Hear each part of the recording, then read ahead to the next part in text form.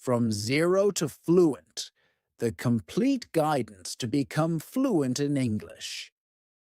How to gain that fluency? So, this is your way. These 5 steps are your way to become absolutely fluent in English if you follow all the 5 steps.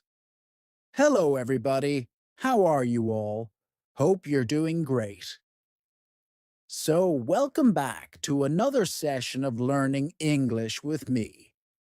In this session, in this lesson, we're going to focus on improving our English.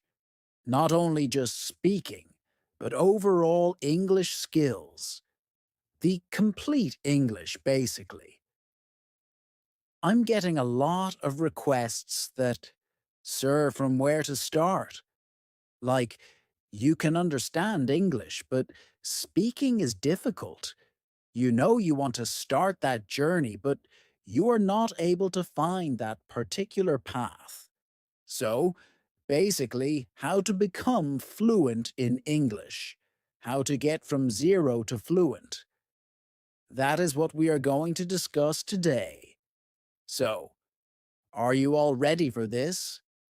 Before beginning, please subscribe to the channel so that you can get all the lessons that I post for you on this channel. Please like the video and share it with your friends too. Now, coming back to today's lesson, how to become from zero to fluent. If you are somewhere around zero, how to get to that level of fluency? Well, this is going to be helpful for everybody out there, whether you are at the intermediate level or just above the beginner level. This is going to be helpful for you. Now, let's begin. First of all, let's try to understand what is this zero level that we all are discussing. You think zero is basically nothing, but that's in your mind. You're not at zero. If you're at zero, that means you cannot understand English. If you can understand English, you're somewhere above that level. Consider yourself that you are at number 2 or number 3, right? We have to get to 10. 10 is fluent, right? And you are somewhere at number 2 or number 3. If you can understand English, that means you are able to listen to that particular language. You're listening to my video. That's a big deal. Listening and understanding a language is a big deal. Now, if I start speaking in Spanish, you will not be able to understand because you don't know that particular language. That means knowing a language counts. You have to take this into consideration, that your half of the work is done. That is basically a base. Now, what we have to do is we have to take up this base of understanding a language, and we have to build fluency over this particular base. So, we'll be building the fluency over this base of understanding the language. There are going to be certain steps that I'm going to tell you. So, let's begin. What is the step number 1 of becoming fluent in English language? Step number 1. Step number 1 of becoming fluent in English is survival English. So, if you're starting somewhere from a beginning level, then you have to focus on survival English. I think everybody must focus on survival English. That is a must if you want to become fluent in English. What is survival English? Basically, survival English is the component of spoken English. We never use survival English in written English because we need proper structures to write. But often when we are speaking English, we can miss out on the structures and just speak out the meaningful part of a sentence so that we can make the other person understand what we're trying to say. The other person can understand that particular thing. Now imagine if you are in an English-speaking country, okay? Nobody understands your native language. You cannot form a proper sentence because you might not be so sure about the grammar structure and all that. What would you do? How would you try to speak something? You will speak some kind of broken language, right? You might speak certain words with meaning. For example, you're feeling hungry. You want to find a restaurant. What would you do? You would approach a native person. You might say, food, hungry, restaurant. These three words are making a connection in mind. As soon as I say, food, hungry, restaurant, a person would be able to tell, okay, this person is feeling hungry and they want the direction to some restaurant. So they'll tell you, or they would drop you at a restaurant, or they would tell you the way to a restaurant, and there you can place an order. There, what you can do is you can call out just the names of the food items. You can say, price, and the person would tell you the price, right? These words are meaningful words. They carry certain meanings, okay? They can be nouns, verbs, the meaningful words through which you can tell what you want to say to the other person. That's survival vocabulary. That is survival English. Your grammar structures like is, am, are. Structures like does, do, did, have, had. These are not a part of survival English. No. Survival English means the vocabulary, the words, the meaningful words that are needed for you to tell what you want to say, to get your message across. And if you're able to do that, that's your survival English, the basic English, the minimum English you must know in order to survive for one single day in an English-speaking country, in an English-speaking environment. That is your survival English. So, this survival English is very important because once you know the survival English, you gain confidence to speak English. Now, you can start speaking English. And when we are talking about speaking, now is the time to discuss step number 2. Step number 2 to become fluent in English. Step number 2 is to start speaking from day 1. Start speaking from day 1. This is something that I've discussed with you again and again throughout my videos. I have a dedicated video on this particular thing that is, start speaking from day 1. Start speaking English from day 1. So that is the video that you can go check out. Now, why is it important for you to start speaking from day 1? Because the more you delay in speaking English, the more you'll hesitate to speak it. If you start speaking from day 1, whatever you're learning, the vocabulary, maybe the grammar structure, any English, any component of English you're learning, you're listening to something, you'll be able to use it in your speaking because the end goal is to speak. We're talking about becoming fluent in English. That means you want to become a fluent English speaker. Speaking is a skill which comes with practice. So, if you don't start speaking from day 1, it's going to affect the way you speak. A lot of times people think, let us improve our vocabulary. Let us practice some more grammar rules. Let us listen for a month at least, and then we'll speak. No. Everything must go hand in hand.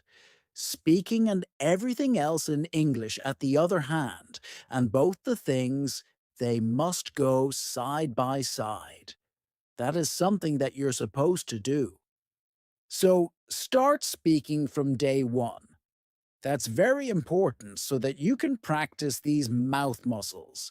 You can practice speaking in English. You can become fluent in English because through this practice over time, you'll become fluent.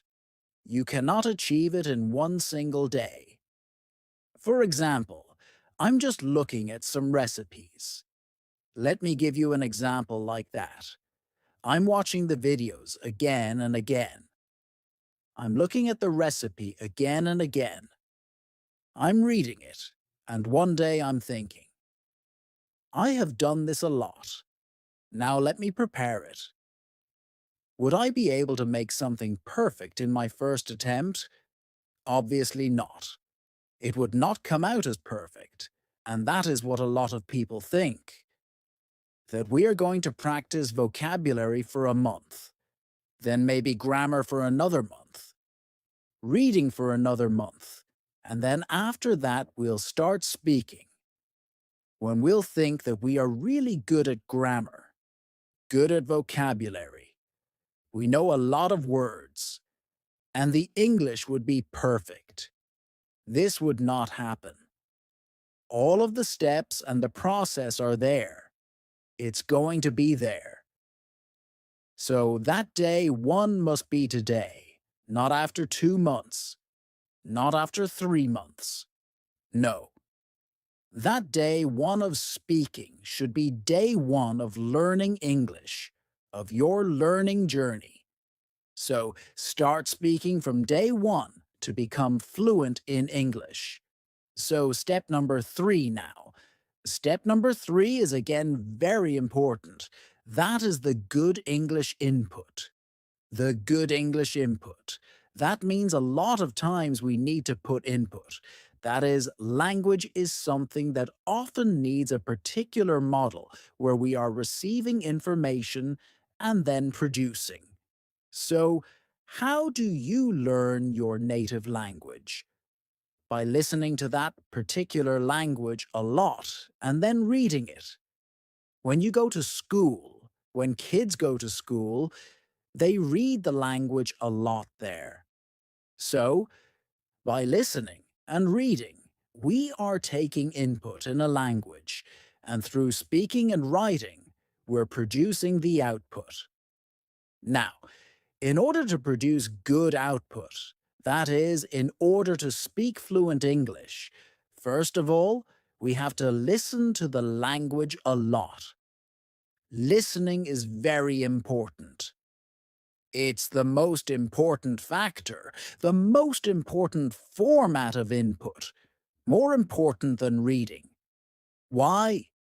Because you are listening to good models of pronunciation. The way a sound is made, it is produced, how a sentence is spoken, what is the rhythm, in which way. So you listen to good models of speaking. That is very important. From where do you get all these models? From movies, songs, web series, TV series, YouTube channels that are in English. So all these resources act as your listening resources. Apart from there, you also get to listen to a lot of academically curated stuff, especially designed for English language learners. So, you can listen to that too. Good models of listening. Now, you need listening resources. You need to listen. Listening is very important because once you listen to something, you're able to catch on words, phrases, everything, the pronunciation. And when you listen to something again and again and again, it becomes a part of your subconscious mind. So your subconscious mind stores it, and when you want to speak in English, you're able to retrieve that particular information because you know, oh, you've heard that word there.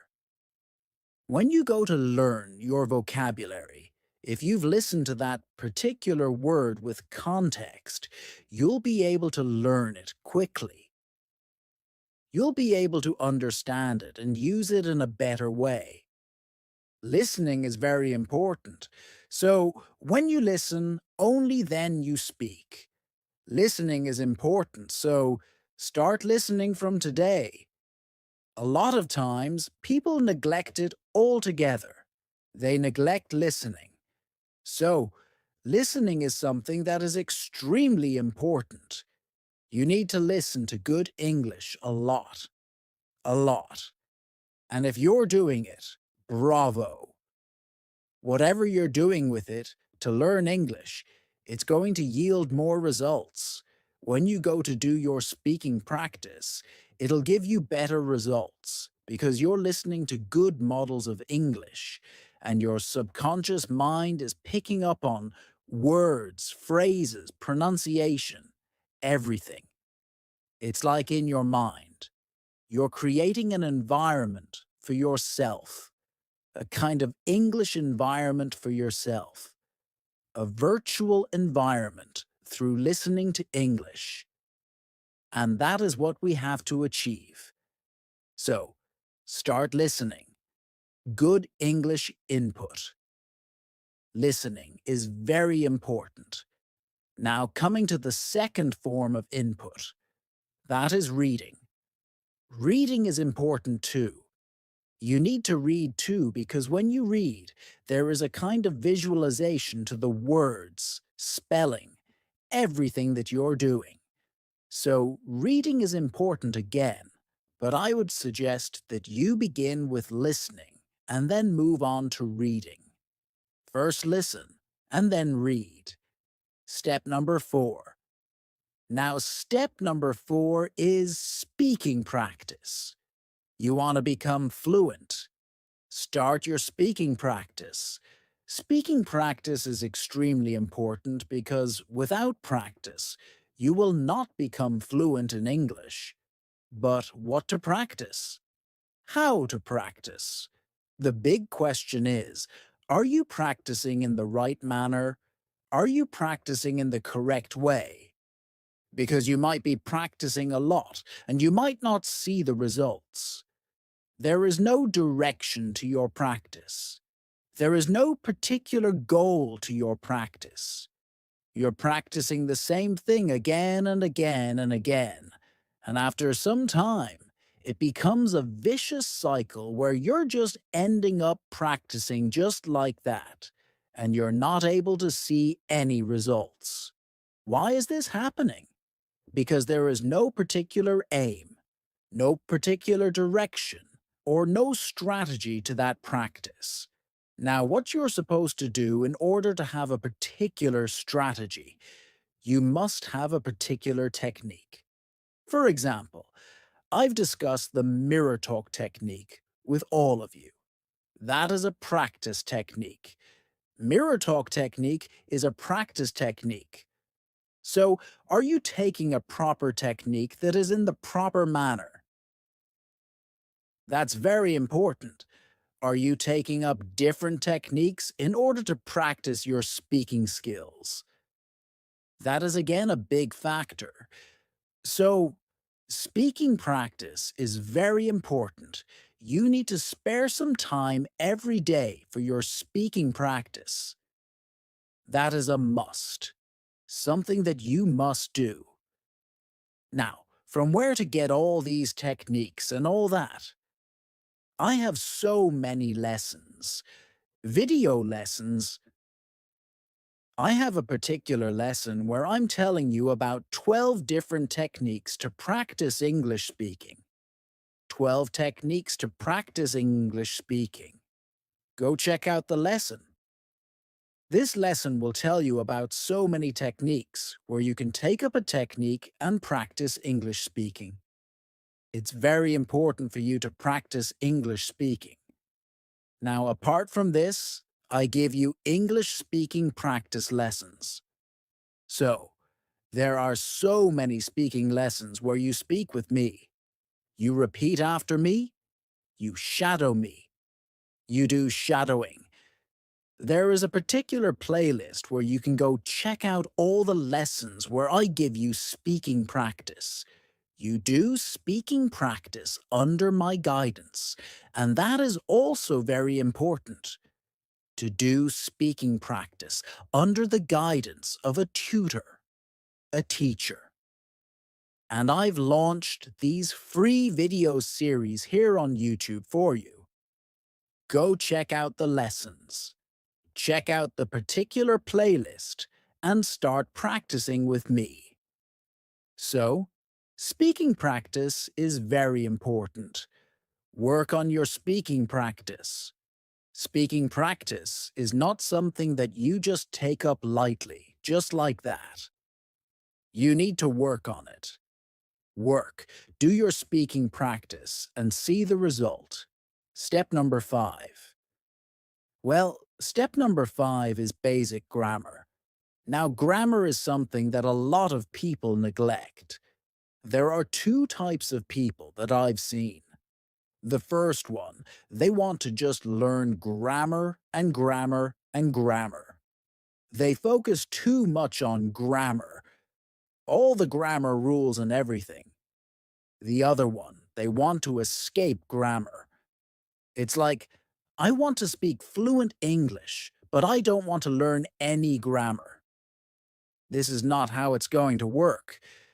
Both of the examples are extremes. You are at the extreme ends of a particular string. You have to create a balance in the middle. You have heard the concept of the center of gravity, right? That's what we have to do. Create a balance. For that, you need to learn some basic English concepts that would help you perfect your sentence structures.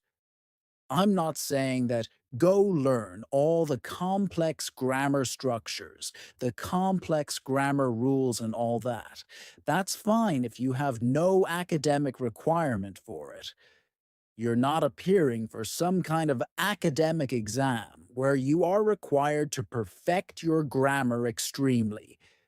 If you're just learning it for your professional purposes, conversational purposes, just like an everyday usage kind of thing, you don't need very typical grammar structures. No.